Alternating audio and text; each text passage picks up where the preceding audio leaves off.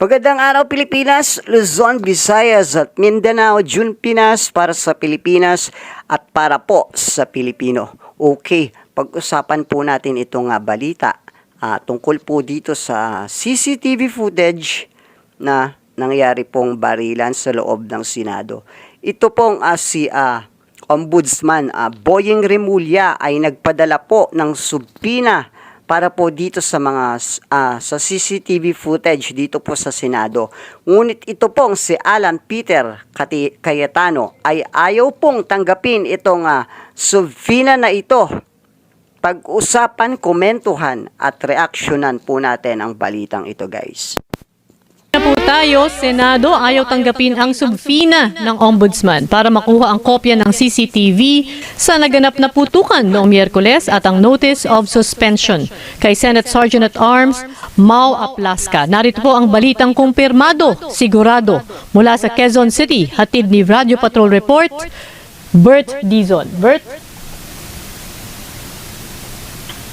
Jing, considered serve, iyan ang iginiit, o considered serve, iyan ang iginiit ni Ombudsman Jesus Crispin Remulla sa subpoena na ipinadala ng Ombudsman sa Senado para makakuha ng kopya ng CCTV footage at ang Notice of Suspension para kay Senate Sergeant. Okay guys, ano po kaya ang magandang dahilan ni Alan Peter Cayetano dito sa likod ng kung bakit ayaw niya po tanggapin itong subpoena na galing po sa Ombudsman para po makolekta ito pong mga CCTV footage na magpapatunay po sa likod ng nangyari pong barilan at kaguluhan po diyan sa loob ng Senado nito pong nakaraang araw. So, para po sa akin, obviously, hindi po tayo hindi naman po tayo may alam sa batas or hindi po tayo abogado. Pero marunong at marunong po tayong makinig at manood or kaya po natin tignan yung katotohanan habang tayo po'y nanonood at nakikinig dito po sa mga nangyayari po sa balitang ito. So, ano po kaya ang dahilan niya kung bakit ayaw niya pong tanggapin itong subpoena na Ombudsman na po mismo ang ang nagpadala para po makolekta po nila lahat ng CCTV footage nang sa ganoon po ay malaman po ng taong bayan ang lahat ng katotohanan dito po sa likod ng nangyari pong barilan sa loob po ng Senado. Pero bakit ayaw niya pong tanggapin? Or it means ayaw niya pong ibigay yung mga CCTV footage na magpapatunay po dito.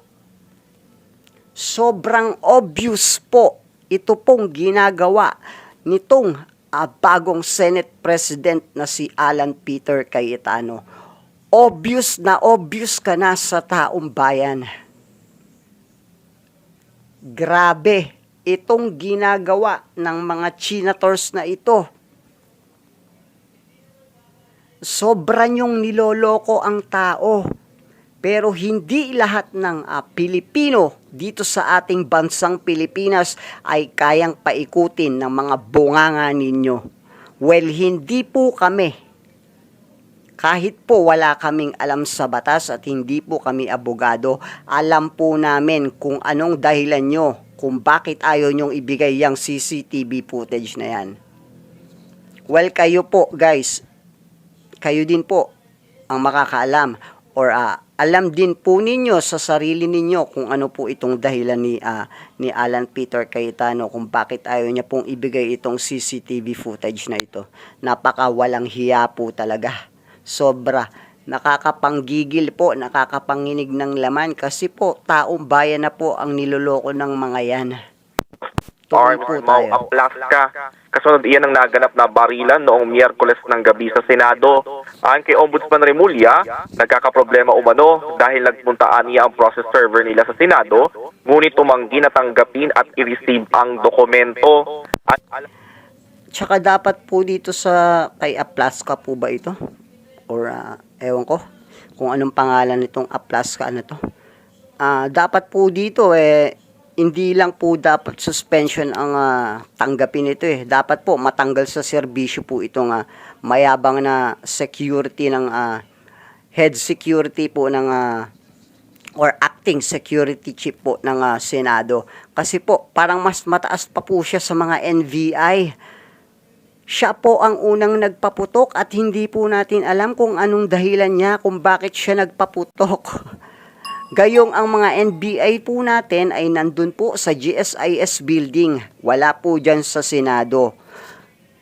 Kaya, ewan ko, hintayin na lang po natin kung ano po yung magiging decision po dito sa taong napakayabang na itong si Aplaska. Alam rin umano ni Senate President Alan Peter Cayetano na may suspension na kay Aplaska dahil pati si NBA Director Melvin Matibag ay gusto nitong ipasuspinde. Binigyan diin ni Ombudsman Remulla na trabaho Ipapasuspindi mo yung ating NBI Director nang wala ka namang matibay at hawak na investigasyon na ginawa mo or wala kang hawak na matibay na ebidensya laban po sa ating NBI Director. Ano ka, hearsay? Tapos pakikinggan ka ng ombudsman dahil sinabi mo na isuspindi ang NBI, susundin ka, gago ka pala Kinukuha nga yung CCTV footage sa'yo, ayaw mong ibigay, tapos magpapasuspindi ka nang wala ka namang hawak na ebidensya. Gunggong!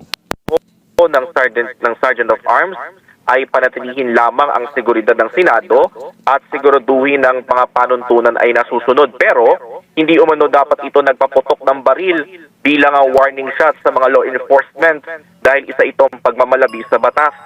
At yan ang balitang kumpirmado. And guys, kayo na po ang humusga dito sa walang hiyang Alan Peter Cayetano na ito. Ginagamit pa yung Panginoon para dyan sa kanyang pamumulitika. Ay nako, kayo na guys ang humusga po dito kung bakit ayaw niyang ibigay yung CCTV footage. Alam naman po natin ang dahilan kapag ganun po ang sitwasyon or kanyang ginawa. Alam na po natin kung ano po yung dahilan niya rito dahil mabubuko po siya rito. Well, anyway guys, kung ano po ang inyong mga komento, pakilagay po dyan sa ating comment section sa baba. Salamat po and mag-iingat po ang lahat. God bless po sa ating lahat. June Pinas para sa Pilipinas at para po sa Pilipino. Bye po.